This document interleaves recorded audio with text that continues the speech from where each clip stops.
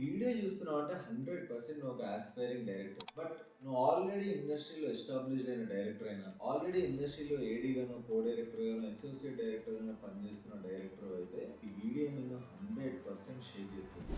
అంటే ఈ వీడియోలో నేను నా జర్నీ నుంచి, నా ఫెలో ఫిల్మ్ మేకర్స్ జర్నీ నుంచి, పాడ్కాస్ట్ నుంచి, ఆర్టికల్స్ నుంచి, రీసెర్చ్ నుంచి, ఆల్రెడీ ఎస్టాబ్లిష్డ్ ఫిల్మ్ మేకర్స్ తో 1-on-1 మాట్లాడి నేర్చుకున్న విషయాలన్నింటినీ కలిపి పట్టలిప్పి రాగా నేను డైరెక్షన్ గురించి మాట్లాడదాం అనుకుంటున్నా. స్టార్ట్.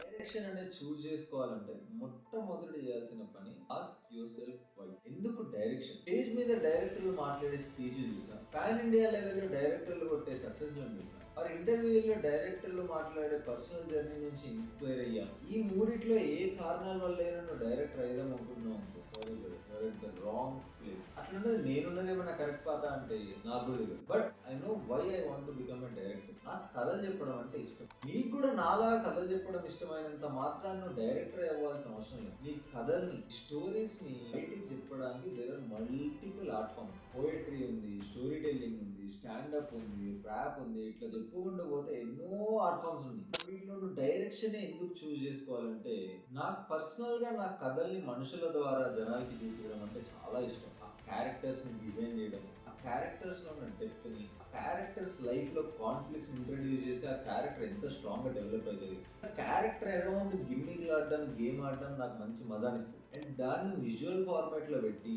మ్యూజిక్ ని, ఎడిటింగ్ ని, విఎఫ్ఎక్స్ ని ఇట్లాంటి చిన్న చిన్న ఎలిమెంట్స్ ని యాడ్ చేసి నీట్ స్టోరీని విజువల్ ఫామ్ లో బిల్డ్ చేయడం అనేది నాకు చాలా ఎక్సైటింగ్ అనిపిస్తుంది. కూడా విజువల్ గా నీ కథల్ని చెప్పడం ఇష్టమైతే, ఇంట్రెస్ట్ ఉంటే, ఎక్సైటింగ్ ఉంటే 100% డైరెక్షన్ చూస్ చేసుకోవడంలో తప్పే లేదు. ఇప్పుడు నువ్వు డైరెక్టర్ ఏదామని ఫిక్స్ అయినావు. డైరెక్టర్ ఏదామని ఫిక్స్ అయిన తర్వాత ఏం చేయాలి? నేను పర్సనల్గా ఏం చేసినాను చెప్తాను.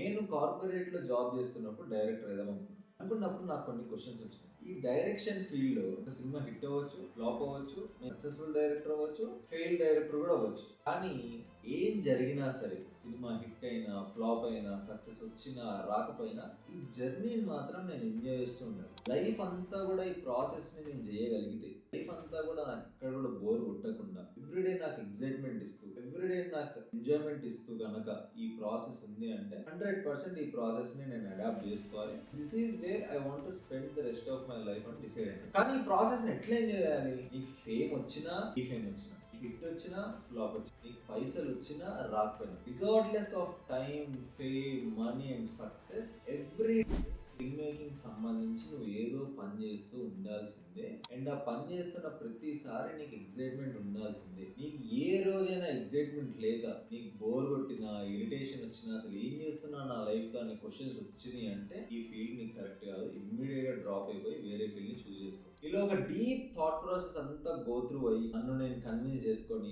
పదమా మనం డైరెక్టర్ అయ్యాం అని నన్ను నేను అనుకున్న తర్వాత నైట్ లాగౌట్ చేసి నైట్ అంతా కూర్చొని ఒక ఫోన్, ఒక ట్రైపాడ్ పెట్టుకొని నేను ఒక 3 నుంచి 4 నిమిషాలు చిన్న షార్ట్ ఫిల్మ్ రాద్దామని డిసైడ్. నేనే యాక్టర్ ని, నేనే ఎడిటర్ ని, నేనే డైరెక్టర్ ని, నేనే సౌండ్ డిజైనర్, అన్ని నేను. బేసిక్ గా ఎందుకంటే నా ఔకాత్ ఏందో నేను ప్రూవ్ చేసుకోవడం. అసలు నాకు ఇంట్రెస్ట్ ఉందా, నేను అసలు చేయగలిగితే నాకు అసలు ఇంట్రెస్టింగ్ ఉంటుందా, రేటింగ్ ఉంటుందా, ఏమైతుంది అసలు, let me test my self అని చెప్పి లాగౌట్ అవ్వంగానే ట్రైపాడ్ జెప్టోలోకి వెళ్ళి ఆర్డర్ పెట్టుకొని కూర్చొని ఒక 5 నిమిషాలు స్టోరీ రాసి, రకరకాల ఫ్రేమ్లు పెట్టినా, రకరకాల యాంగిల్ పెట్టినా, రకరకాల టీ షర్ట్లు, షర్ట్లు వేసుకొని నన్ను నేనే డిఫరెంట్ యాక్టర్స్ తోటి పెట్టుకొని ఒక 3-4 క్యారెక్టర్లతోటి షార్ట్ ఫిల్మ్ ని కంప్లీట్ చేసిన తర్వాత సాఫ్ట్వేర్లు, ఈ సాఫ్ట్వేర్లు, అవి ఇవి వాడి ఆ సౌండ్, ఈ సౌండ్ వేసుకొని నేను మొత్తానికి ఒక 8 నిమిషాల షార్ట్ ఫిల్మ్ ని రెడీ అయితే చేసిన. దాని తర్వాత పడుకొని శాంతంగా లేచి ఫ్రెష్ మైండ్ తోటి వచ్చుంటది.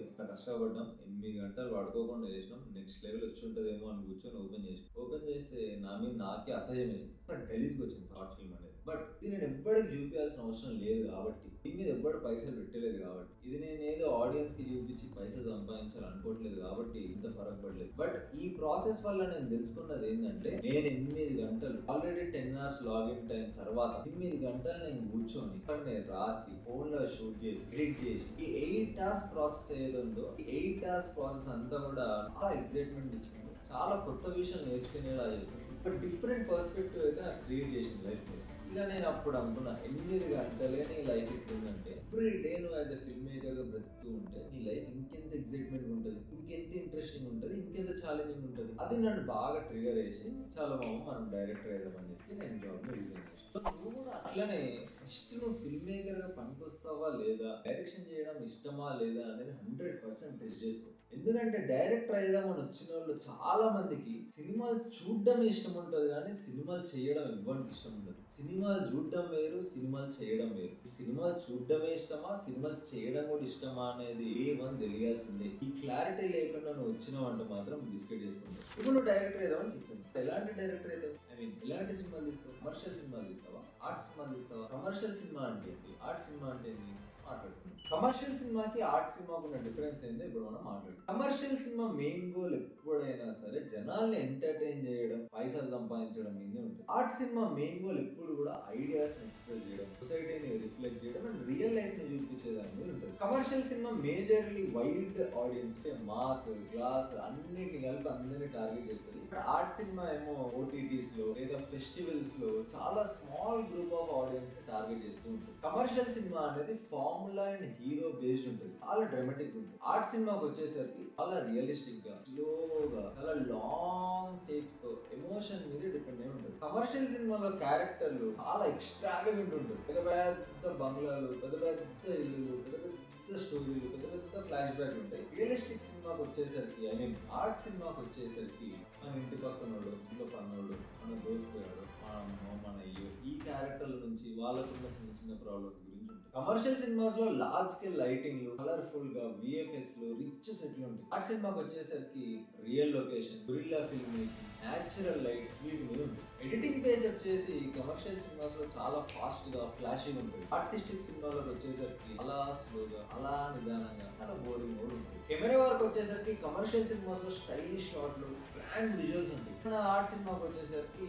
లాంగ్ టేక్, సైలెన్స్, చాలా కామ్ గా, స్టడీ ఫ్రేమ్ గా అట్లుంటారు. బడ్జెట్ విషయానికి వచ్చేసరికి కమర్షియల్ మూవీస్ లో హెవీ బడ్జెట్, పెద్ద పెద్ద స్టార్ కాస్టింగ్, పెద్ద టీం ఉంటుంది. ఆర్ట్ సినిమాకి వచ్చేసరికి ఒకసారి పైసలు కూడా ఉంటుంది, చిన్న టీం ఉంటుంది. ఎప్పుడో స్టార్ట్ చేస్తే ఎప్పుడో అవుతుంది. ఒక 2010 లో స్టార్ట్ చేస్తే 2020 లో అయినా ఆశ్చర్యపోవాల్సిన అవసరం లేదు ఆర్ట్ సినిమా. కమర్షియల్ సినిమాల వల్ల మనం చాలా ఫన్ అండ్ ఎగ్జైట్మెంట్ ఫీల్ అవుతాం, దాన్ని ఎంజాయ్ చేస్తాం, ఏం ఆలోచించుకుని ఇంటికి వెళ్తాం. బట్ ఆర్ట్ సినిమా అట్లా, ఆర్ట్ సినిమా నీ లైఫ్ ని, సొసైటీని, ఫిలాసఫీని అన్నిటిని క్వశ్చన్ చేసి నువ్వు చాలా డీప్ గా థింక్ చేసేలా ఇస్తుంది. ఇదంతా అయిన తర్వాత నువ్వు కమర్షియల్ మూవీ డైరెక్టర్ అవుతావా, ఆర్ట్ మూవీ డైరెక్టర్ అవుతావా, లేదా ఈ రెండింటిని బ్లెండ్ చేసి modern way film making or ideal film making అని ఏదైతే అంటున్నారో దాన్ని ఫాలో అవుతావా? అసలు ఒకవేళ ఈ మూడిట్లో ఇండివిజువల్ ఒకదాని తర్వాత ఒకటి ఫాలో అవ్వాలంటే ఏం చేయాలి, ప్రాసెస్ ఏంటి, దాన్ని మొత్తం కూడా క్లియర్ గా నెక్స్ట్ వీడియోలో మాట్లాడుతున్నాం. ప్రస్తుతానికి నీకు తెలిసిన తెలుగు కమర్షియల్ సినిమాల్ని కమెంట్ చేయి, నీకు తెలిసిన తెలుగు ఆర్ట్ సినిమాల్ని కమెంట్ చేయి. లైక్,